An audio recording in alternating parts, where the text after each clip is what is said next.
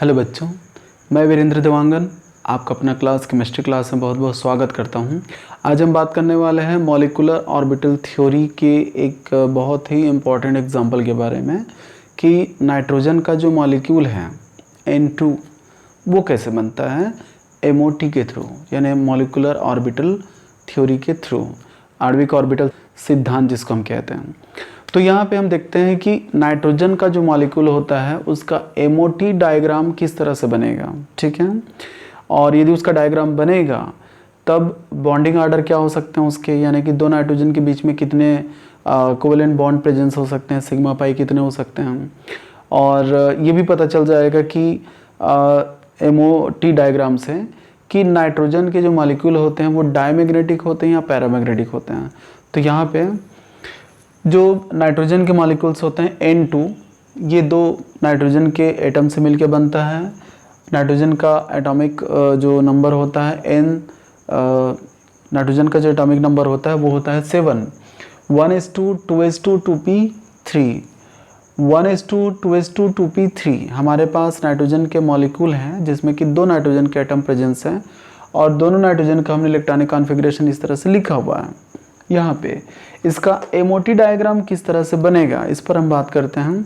तो सबसे पहले हमें पता होना चाहिए कि जिसकी एनर्जी कम होगी वो सबसे नीचे रहेगा, ठीक, और जिसकी एनर्जी अधिक होगी वो सबसे ऊपर रहेगा, ठीक। तो हमने 2p को ऊपर बनाया हुआ है और 1s को नीचे बनाया हुआ है।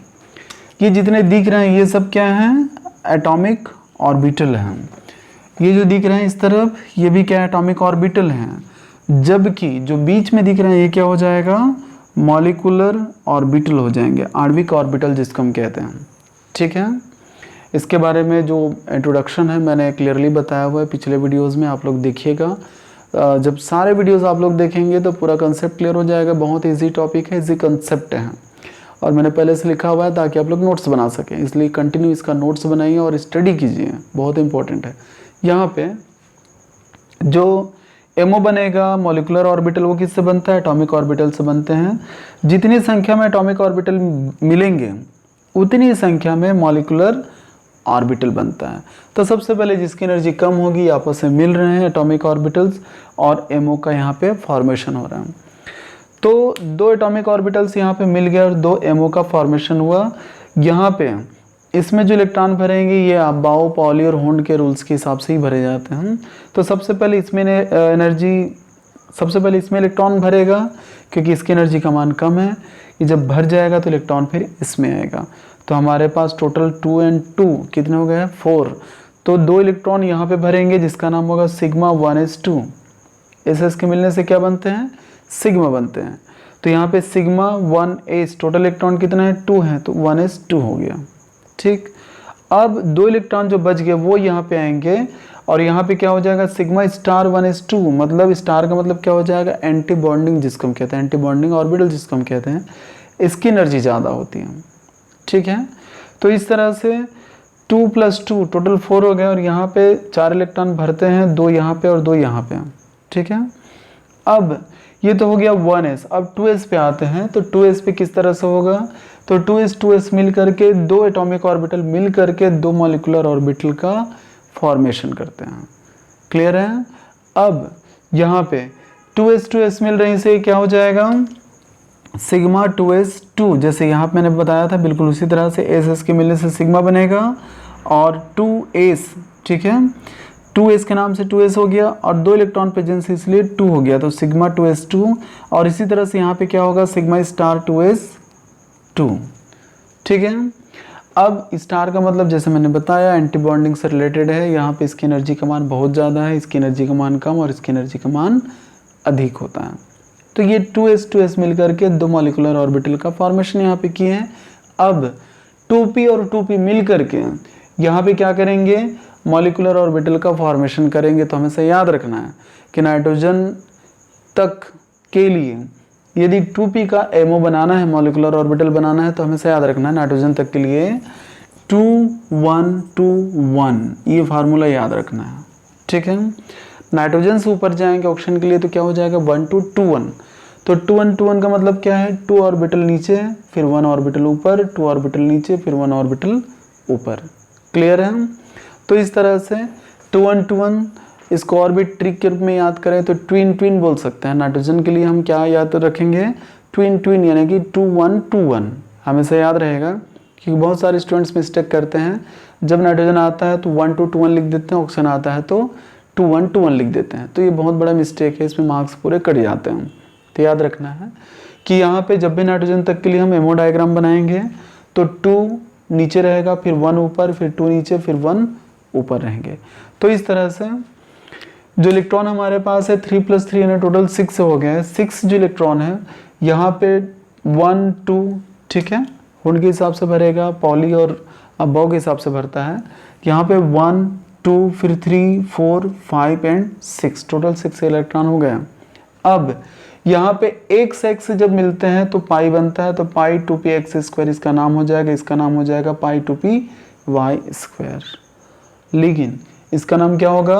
Sigma 2pz²। हमें पता है कि z pz जब मिलेंगे तो वहाँ पे सिग्मा बॉन्ड बनते हैं, लेकिन एक से x के मिलने से पाई बनेगा, y के मिलने से भी पाई बनता है। मेरे पिछले वीडियोस में सारे क्लियरली मैंने समझाया हुआ, आप लोग देखिएगा पिछला वीडियो कि सिग्मा कैसे बनता है और पाई कैसे बनता है। तो यहाँ पे जैसे मैंने बनाए हुए हैं इस तरह से एटॉमिक ऑर्बिटल मिल करके मॉलिक्यूलर ऑर्बिटल का फॉर्मेशन करते हैं और इलेक्ट्रॉन इस तरह से भरते चले जाता है। ये जो हमारे पास डायग्राम है इसी को हम कहते हैं मॉलिक्यूलर ऑर्बिटल डायग्राम, ठीक है। तो ये जो हमारे पास आरेख बने हुए हैं, डायग्राम जो बने हुए हैं, इससे हम क्या निकालेंगे? बॉन्डिंग ऑर्डर निकालेंगे, यानी बंधन क्रम निकालेंगे। लेकिन जितने भी मॉलिक्यूलर ऑर्बिटल के नाम हैं इसको हम क्या करेंगे? एक कॉन्फ़िगरेशन के रूप में लिख लेंगे, बिल्कुल इस तरह से। एमओ फार्मूला मैंने लिखा हुआ है, क्या हो जाएगा?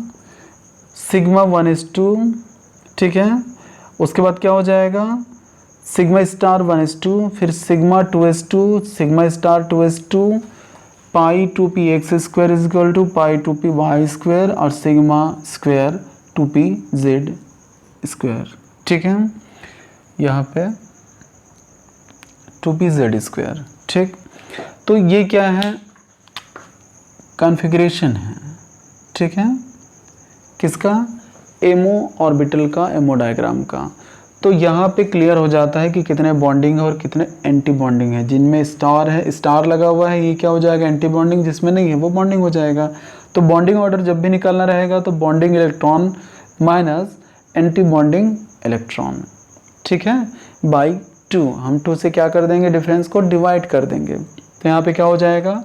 बॉन्डिंग इलेक्ट्रॉन कितने हैं? तो 2 + 2 + 2 + 2 + 2 यानी टोटल 10 हो गया, ठीक। जबकि एंटी बॉन्डिंग इलेक्ट्रॉन कितना है? तो 2 + 2 यानी टोटल 4 हो गया है। तो 10 - 4 = 6/2, ठीक है। यहाँ पे जब हमने डिवाइड किया तो आंसर कितना है? 3। इसका मतलब ये हुआ कि 2 नाइट्रोजन के बीच में कितने बॉन्ड बनेंगे? तो टोटल 3 बॉन्ड बनेगा। बीच वाला सिग्मा और ऊपर और नीचे वाला पाई बॉन्ड कहलाता है, यानी टोटल 3 बॉन्ड बनते हैं। तो इसका बॉन्डिंग ऑर्डर कितना हो गया? 3 हो गया। लेकिन अगर कोई ये बोले कि नाइट्रोजन का जो मॉलिक्यूल है वो पैरामैग्नेटिक है कि डायमैग्नेटिक है, तो वहाँ पे हम क्या करेंगे? देखेंगे कि यहाँ पे सारे इलेक्ट्रॉन्स पेयर फॉर्म में हैं, कहीं भी अनपेयर्ड फॉर्म नहीं है। एमओ ऑर्बिटल में यहाँ भी देख लो, सब में क्या है? पेयर फॉर्म में। इसीलिए ये जो नाइट्रोजन का मॉलिक्यूल होगा ये क्या हो जाएगा? डायमैग्नेटिक हो जाएगा, ठीक है, जिसको हम कहते हैं प्रतिचुंबकीय। यानी एक भी इलेक्ट्रॉन अनपेयर्ड नहीं है, इसलिए क्या हो जाएगा? डायमैग्नेटिक, यानी कि प्रतिचुंबकीय अणु हो जाएगा। तो उम्मीद करता हूँ बच्चों कि ये आप लोग को बहुत अच्छे समझ में आया होगा। इसका नोट्स भी बना लिए होंगे और इस सीरीज़ के सारे वीडियोज़ आप लोग देखिएगा। जब भी देखते हैं लाइक और शेयर करना है। यदि आपने सब्सक्राइब नहीं किया है तो सब्सक्राइब भी करना है, ताकि सारे अपडेट्स आप लोग को बिल्कुल टाइम पर मिल सके। तो ठीक है बच्चों, इसी के साथ आप सभी को good luck, take care, thank you.